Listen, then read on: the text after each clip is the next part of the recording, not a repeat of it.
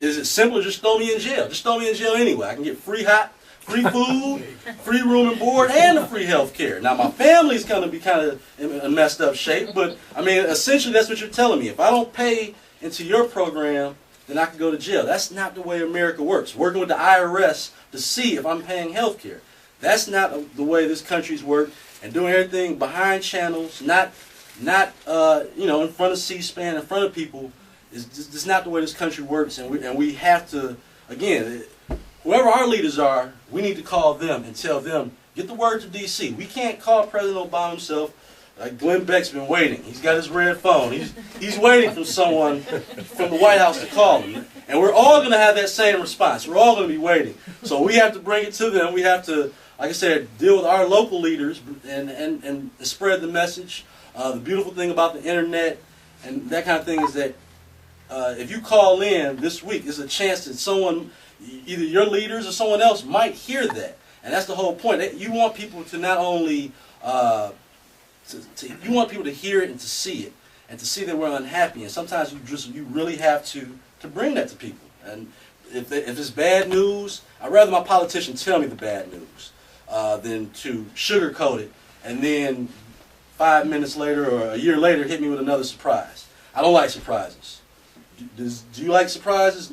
For the most part, I don't like surprises, especially when it comes to politics. I hate surprises. So I really, like I said, that's something we have to maintain, the fact that our liberties, and I think that's the whole Tea Party was about, was maintaining our liberties, maintain. Again, this is not a Republican thing. If we can find some good conservatives, then Republican it'll be. But until that time, we need people that are going to step up and represent the people. So that being said, we have a lot of challenges moving forward. The country does. From the standpoint of we have to tone down the way we're spending. As a culture now, we've become a credit culture. Everyone spends more than what they have.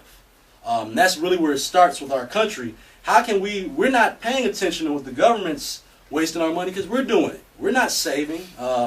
Generations of people used to save a lot of money. I mean, credit cards is relatively new and with certain people because before you spent what you had, and that's what we have to, as hard as it may sound, is kind of get our government into believing in that. At a certain point, we were balancing budgets. It's just a matter of getting back to that and getting back to those principles that define, what makes our country great. It could be slogans and things that we can do to, give us that vision. But real conservatism means smaller government, not bigger government. That's really where, to me, you could take different angles but smaller government, smaller taxes, letting the people decide where they want to spend their money I trust that more than I do letting the government do it. I don't believe that they can barely handle the things that we have going on now. To add something that's 1/6 of our economy to it is not practical in a time where we're already losing, hemorrhaging money. So, like I said, again, we can accomplish a lot more by being diligent, by sending emails. If your leaders are not reading it, his assistants are. And they're at some point they're going to get tired of you emailing them every day or emailing them once a week regarding, if it's the same issue, at least they know who you are. Call them. Call your leaders. Make them accountable to to get things done that we have to do. That's the best way we can gravitate to the goals and getting the things done that we want to do. So that being said, I really do. I thank everybody. We need to every week I put out the Constitution on my Twitter page to float that to all the people that are following me. Follow it along, everybody. Read it. That our politicians need to get back to reading it. Harry Reid put into the bill that he wants to make sure that you can never come back and change his policies. That's not American. That is not American. If this doesn't work, you should be able to come back and revise it. I mean, it tells you to the level of how they're trying to, and the reality is a lot of people just are not going to read the bill. We can't even rely on our leaders to read it. I mean, it's over 2,100 pages. They're only human. I mean, they've got families and kids and stuff too. They don't want to read 2,100 pages. Simplify it. everything does not have to, you don't have to make it in such a code that only 5 people in the room can understand it. It seems to me, I mean, like I said, common sense government where you can put, if it's a healthcare bill, how come it can't be 200 pages, 150 pages, where everyone can read it, give you enough time to, look through it and really get ideas. Is this something good or does it work? And I think that's, if we can get our leaders to move in that direction, listen to us, it's only going to happen if we continue to do things like this. Other tea parties, go to other counties' tea parties. Don't just go to the one here. Go to the other ones. Make them larger so that it's not just, doesn't seem like it's just us 10 in this room and no one else is paying attention to us. There's people right now watching us on Ustream. I don't know how many people. Let me see how many people are watching us right now. About 20. It says 16. But we're back and forth. And like I said, this show is being taped, so it'll be put on YouTube.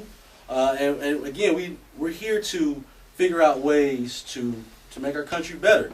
And again, I guess I'm also going to be here for a little Q&A, and I want to hear suggestions from the people, because this is what it's about, is hearing the ideas of people, so we can take good ones, take bad ones, take snippets from some people, take snippets from others, and form ideas that's going to help the people. So I thank everyone for inviting me out. I really, it was a 2-hour drive, and like I said, I've never been here before, but I've enjoyed it.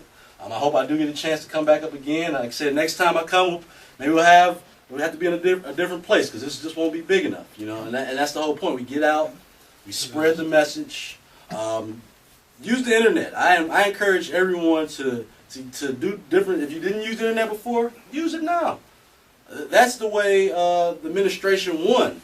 Out of my generation, I've never seen so many people in my age group get out and vote, because they made it exciting and they appealed to people. What we have to do is try to appeal to everybody too. Not by changing our message. Like I said, I always tell people that, just because I'm saying let's try to appeal and broaden our appeal does not mean we need to change our message. We just need to show people our message is the right way. You don't have to bend up, to break over to other people to bring them in. No, you just convince them, make your message clear, make it something that you can see and that you can understand, and people will listen to you. People will. I mean, like I said, I've only been doing this 6-8 months, as far as doing my radio show and my website with the blogging and stuff, and the response has been just unbelievable, because people are just tired of the same. They want to hear the truth, and they want to hear from people. Even with Glenn Beck and people like that, he's still constrained by the finances at Fox News. If he says so, if he goes too overboard, they'll rein him back in, or they'll say you can't say that, Glenn, or whatever. So we need people for the people to speak for the people, and I think that's what we have to do. I hope that again that we take this message tonight. Is that the real message is accountability. We can't spend our time being mad. We're wasting too much energy. Start moving forward. 2010 is here. It's election year. 2012 is coming.